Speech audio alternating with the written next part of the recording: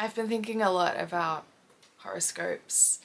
I've been thinking a lot about what I want from life. I've been thinking a lot about grief. I've been thinking a lot about the passage of time. I've been thinking a lot about who hurt Olivia Dean. I've been thinking a lot about how I should get up and move my body, and I've been thinking a lot about how I should sit down and use my brain.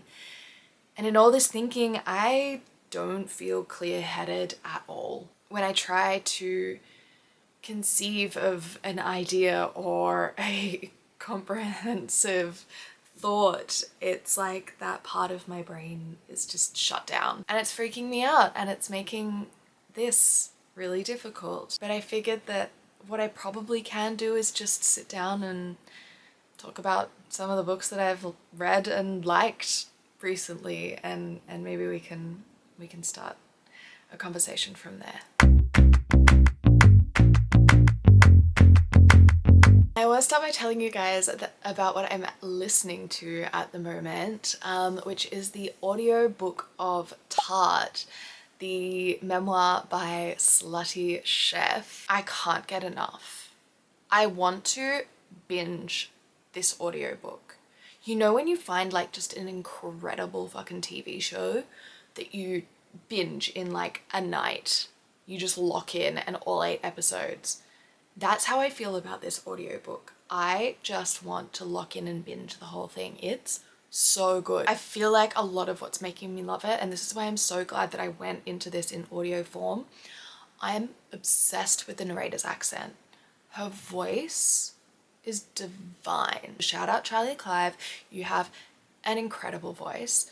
It is perfect for this story. Whoever cast you, chef's kiss. The writing is so hot. Like, Slutty Cheff, I love you. The way that she talks about food and makes it so horny and sexy and hot, and then of course also talks about sex and dating in like the same way, and it all just like, oh my god, there's this chapter that I listened to last night called Michelin Star Pussy Juice. So good. So good. I'm obsessed. And it almost is kind of reminding me of how I used to write years ago when I used to do that. I used to write a lot of memoir and personal essay that really did focus on like my dating life and myself and my experience in the world and my desires and things like that. And so I feel like a tenderness for the writing in that sense as well, because it feels nostalgic to me. Not that I'm comparing myself to a published author, but just stylistically, it is the way that I used to write. So I love it as well in that sense. It's almost like verging on a self-indulgence, right?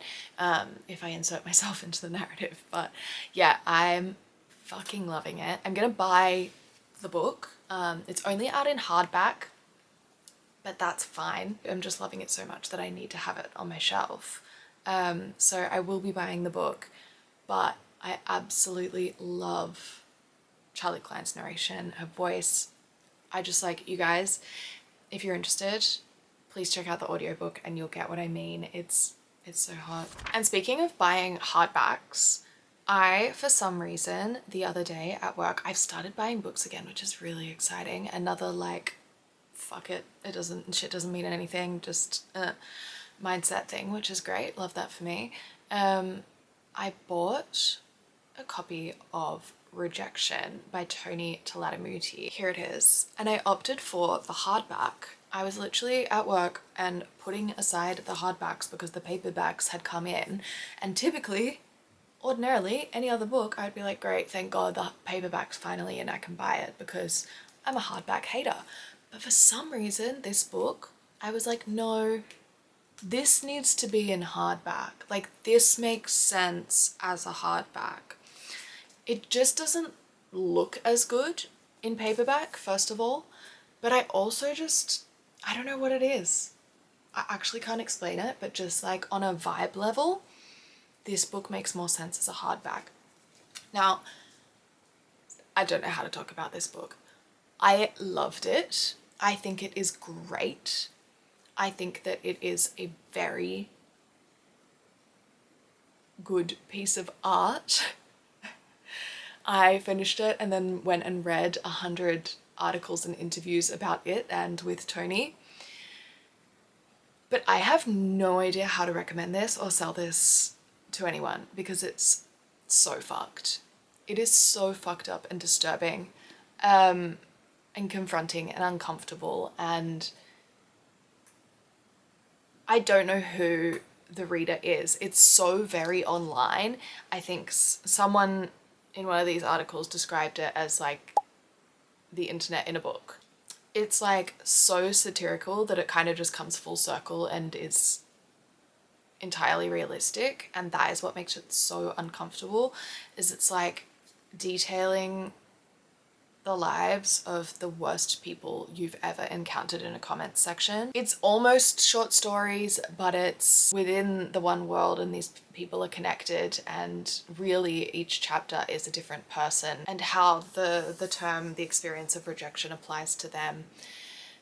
And, you know, there's an incel, there's a crazy ex-girlfriend, there's a porn addict, there's a performative male feminist, you know, there's all these horrible, worst kinds of people that you encounter on the internet, spiraling into their downfalls, and it's just so fucked and so disturbing and so funny and so entertaining, and I couldn't get enough.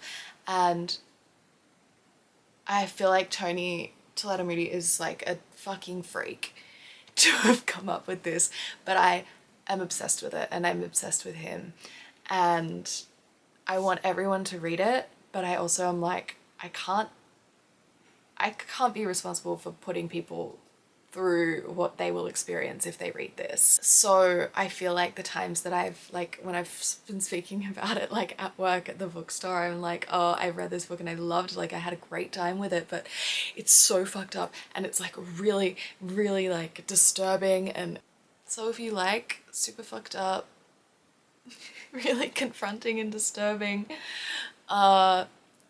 internet satire, I recommend it. It's very good and very well done. Yeah, I don't know how to talk about it, but I'm just very glad that I bought it and picked it up and read it because it was an experience. I also decided to listen to the audiobook of The Mushroom Tapes, which is narrated by Helen, Garner, Sarah Krasnostein and Chloe Hooper, which is amazing. A fantastic listening experience. The fact that the book is literally like printed transcripts, essentially, I think I would have struggled to really care or lock in that much if I had approached it in paper. But I had no intention of doing that. Like, I was not very curious at all. I started to see a lot of people talking about it and saying very good things, and so I decided to see if it was available as an audiobook, knowing that it is transcripts of conversations between the three writers, thinking that, you know, if they are narrating the audiobook, then that might actually be like a really cool experience. And sure enough it was. It's also super short. I think it was less than 5 hours, the audiobook, so I think I smashed it out in a single day as I like went about my chores. But it was so interesting and totally unexpected. Helen Garner being like an amazing voice artist. So funny because it's very obvious that they went in and recorded themselves reading the book.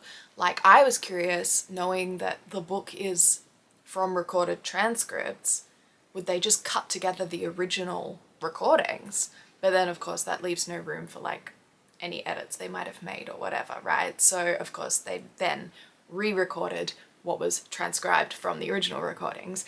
And I did feel like with Sarah and Chloe, you could tell that they were reading what had been written. Whereas with Helen, she was like emoting, like she was actually like saying it with heart and with feeling and meaning, and it just felt like she was actually acting it like way more in the moment than the other two women were, where the other two women, it just sounded like they were reading it out. So that was awesome. And also because so much of Helen's parts in this are like almost comedic relief.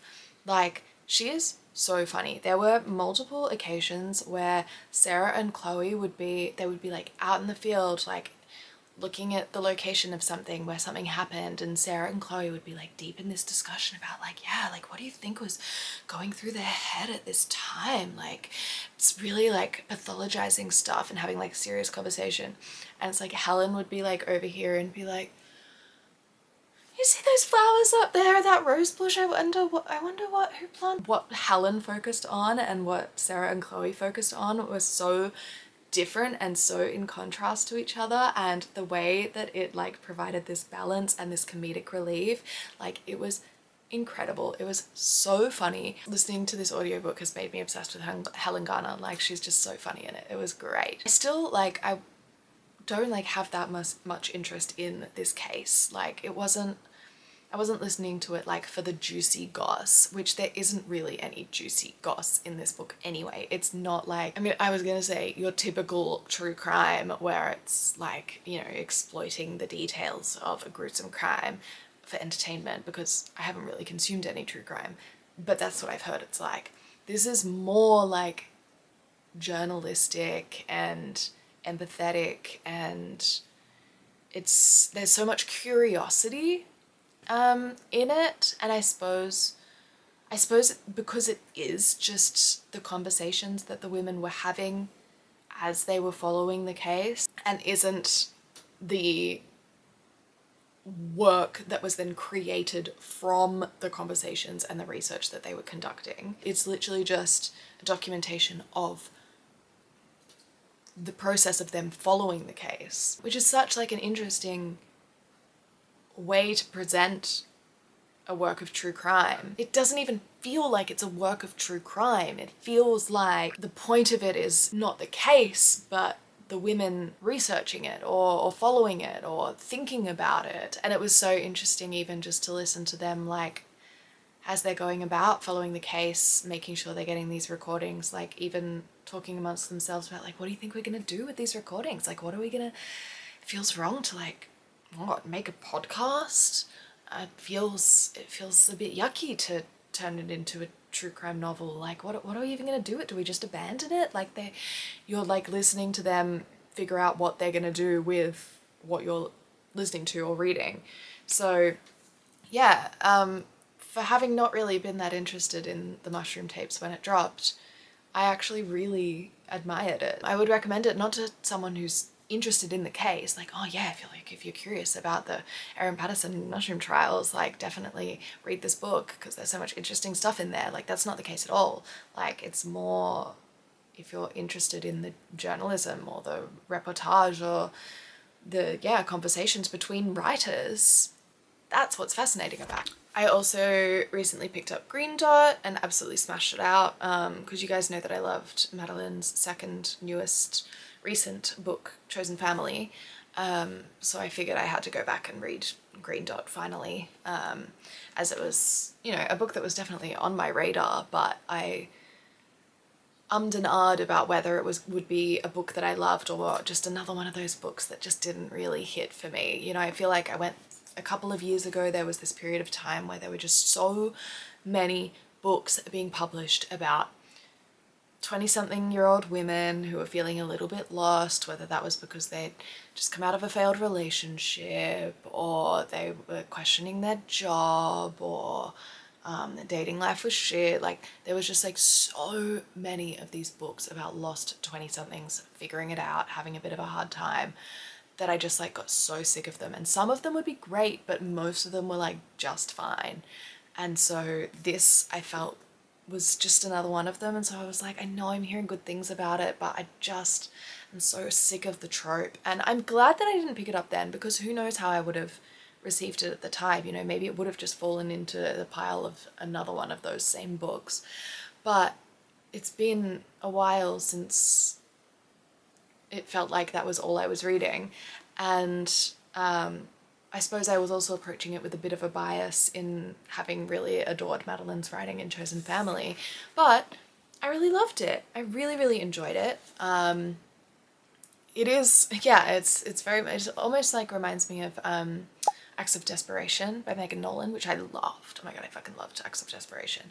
But yeah, it really is like this very sort of circular, like nothing's progressing story of this one girl focused on this one bad relationship and just absolutely self-destructing within it, which can be tough to read, but I really liked it because it felt very real and relatable. And yes, she was stupid and acted like a crazy person, and you would too if you found yourself in that situation. And I think that's what I appreciated about it, is it's like, yes, this character is behaving insufferably, but also entirely realistically.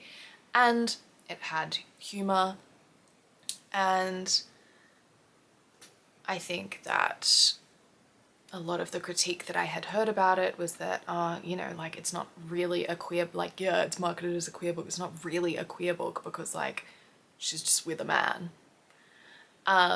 And that, my friends, is biphobia. Loved it. So glad I picked it up.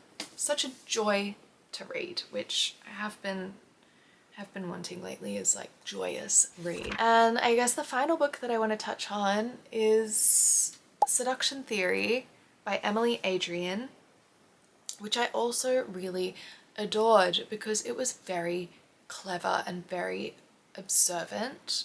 And it was like one of those books where every few pages you're like underlining this super powerful passage where you're like, oh my god, so true. Full of wit, full of, yeah, super underlinable quotes, which we love. It was also just like a super juicy story. You know, it follows these two college professors who are married, but over a summer have respective affairs-ish.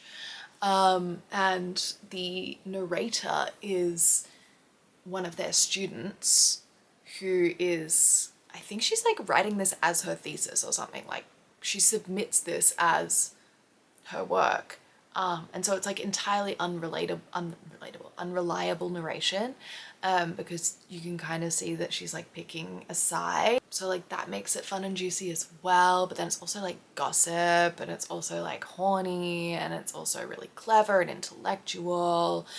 I just thought that it was really well done and also just like super readable. So I really recommend Seduction Theory as well. I haven't really seen many people talking about it, so I definitely like want to get more people onto it because I think it's one that a lot of people will enjoy. I think it might be one, maybe it'll be one that I recommend a lot for Christmas, actually, now that I think about it. Yeah, it's a good one. I think a lot of people would enjoy it. It's got a little something for everyone. Yeah, I've obviously read a bit more. I didn't do an October wrap up, and I apologize. I did a very brief one over on TikTok, but I just was not in any state to talk about the books that I was reading during that time, because a lot of them weren't fun books, and to dive in and talk about what I was reading during that time really takes me back to that time, and I don't want to do that. We're moving forward.